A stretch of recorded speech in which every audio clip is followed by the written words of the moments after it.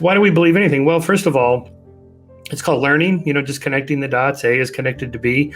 You hear the rustle in the grass. Is it a dangerous predator? Is it just the wind? This is my thought experiment for patternicity, finding patterns. A appears to be connected to B. Now, maybe it's not. Maybe the rustle in the grass is just the wind and it's not a dangerous predator. So there's no reason to fear that. But that kind of error, if it turns out it's actually a dangerous predator, can take you out of the gene pool. That makes you lunch if you don't react properly. So I'm arguing that in the kind of long history of our evolutionary past, it was a more survival mechanism to make type 1 errors, to assume that the rustle in the grass is a dangerous predator, even if it isn't, just in case, because we never know for sure. And so part of the problem with the way our senses and brain is wired is that most of the decisions we make are made under great uncertainty. Just nobody knows for sure. It's very rare that we have like 100% certainty about something. And therefore, most decisions we make are made under uncertainty. So virtually all of the cognitive biases people write about, and there's dozens or even hundreds of them now, they're there for a reason, is that, much of the world is uncertain.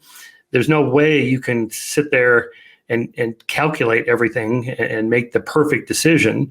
In fact, we know that people that have damage to emotional parts of their brain have a hard time making decisions. Like you stand there in the supermarket aisle in front of the shelves of toothpaste, and you're like, well, which one should I get? And then half an hour later, you're reading the labels and what's got this chemical in it, it's got that flavor, and you never make a decision. And people that have these kinds of damage, they do have a hard time deciding anything. So that's an indication that most of what we decide is very rapid cognition. Danny Kahneman calls this system 1, rapid cognition, and that's where these cognitive heuristics kick in. Like, I just have just a rule of thumb. If I've seen it recently, then it's important, something like that, even though that may not be the case. And so then I kind of pack on top of the patternicity, agenticity, that we also assume that the patterns that we see are not only real, but there's something behind them. There's an intentional agent behind them making the pattern real. So in the case of the predator, well, a predator is an intentional agent, and his intention is to eat me, and that's not good. So it behooves me to assume that the rustle in the grass is not just real and a dangerous predator, but that predator has agency, and I should assume that. Kind of a mind reading thing. I'm imputing into this force something real. So that would explain, animism and polytheism and monotheism and many other things. The belief in witches and demons and so forth. That they're there. I want to poke here because this is the interesting. I guess why I'm in love with the idea of naturalism at this point is really it's like sitting, and I say this all the time, at a David Blaine miracle type of magic show, right? And you're like, this guy's really doing it. But then this guy in the corner is going, psst, hey, you want to see how it's done? Come here, let me show you.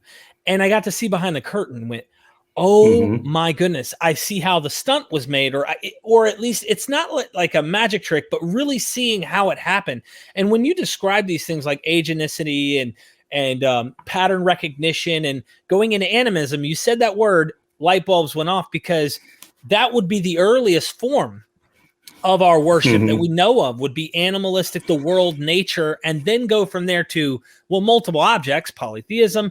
Then we get to this strange monotheism, and we're still trying to carry these anthropomorphic ideas. Now, I feel like Christians are trying to keep up with us, and they're going, God's beyond the comprehension of anything metaphysical that we can even imagine. It's like every time science shifts, they've got to move God one little chessboard further to being even more. Like he was walking with Adam in the garden, for example. Now he can't be seen, and he's so beyond. And it's like, so I really appreciate you mentioning that, because the evolution of the religion or religions period on top of the evolution of man. There's like a compatible idea here that I think makes sense. Yeah, so you end up with so many like Paul Tillich's conception of God as, the ground of all being. What does that mean? I mean, it's like word salad. It's what, Dan Dennett calls a deepity. It sounds deep, but it doesn't actually mean anything. And I think you've hit it there, that it's just a way of saying, don't analyze this because you can't get it. You can't get at it through science. It's not possible. Lawrence Krauss was on day before yesterday. Yesterday, I was interviewing him. He says hi, by the way. He said, tell my friend. Okay, good. And he mentioned the whole, he was on Bill O'Reilly's show or something. And Bill's like, dude, so you believe everything came from nothing? And he's like, yeah, nothing. Now he's trying to define what nothing is. And most people who are ignorant of this think they really understand what nothing is, but you really can't conceive of nothing. That's the complexity of something like this. And so they think, well, that just means no thing at all. And it's like, nice try. Like, you can't really get there. But what he found interesting was, let me read you this description of nothing just to capture what you're after here. This comes from Robert Kuhn and John Leslie in their book, The Mystery of Existence. Why is there anything at all? So this is how what do you mean by nothing? So no space, no time, no matter, no light, no darkness, and not even conscious beings to perceive the nothingness. But even that's not enough. Here's Kuhn's words. Not just emptiness, not just blankness, and not just emptiness and blankness forever, but not even the existence of emptiness, and not even the meaning of blankness, and no forever. It's like, this is inconceivable. At some point, I don't even know what I'm talking about. I mean, we have these words that just become meaningless, when you get to that point. And of course, Bill O'Reilly and theists, they don't have a good answer either. They just say, well, God was that outside of space and time. What could be outside of nothing? That doesn't even make sense. And for God to create something out of nothing, well, then curious minds want to know, how did he do that? Right. It's the same problem, the mind-body problem, or the problem that I give to paranormalists, that a ghost is supposed to be this immaterial, pure energy substance. It's not physical. All right, how does the ghost know to turn right at the end of the hallway and open the door and go in and then knock the painting off the wall? I mean, to do that, you have to have some kind of physical interaction with the physical stuff. How does a non-corporeal being do that? How does God reach into the universe to stir the particles to, perform a miracle, cure Aunt Mary's cancer or whatever that God is supposed to be doing? How does he do that? Does he reach into the cells in the tumor and reconfigure the DNA so it's no longer, a cancerous growth? And of course, theists, they don't have an answer. They just say, well, God works in mysterious ways, or, that he's outside of space and time. Well, what does that mean? Where is that? and if he is, then if he reaches in, can we measure it in some way? No. Okay, then what are we even talking about? So here, I do think, we hit an epistemological wall that, neither skeptics, scientists, nor theists, believers have any access to. There's just no way to go further with the conversation without something concrete enough to measure it, test it, talk about it, some logical series of arguments or something. And, then we just hit a wall. It's like the mystery of existence. Yeah, that's a good title. Why is there something rather than nothing?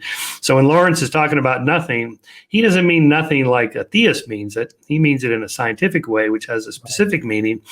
And then they can talk about virtual particles, or, like Lawrence makes the point that, photons come out of atoms. They weren't in there. They're created out of nothing. Okay, how does that happen? This is what physicists do, right? Physicists that work in that area. It's not what I do, so I don't really understand it. I just kind of take it on confidence that, that these guys know what they're talking about. And but Bill O'Reilly doesn't have a good counter. Oh, let me explain to you how God did it. He doesn't know. All I could say is never forget. I know that there's cognitive dissonance in the world. I experienced it. Dr. Shermer's experienced it. But we are MythVision.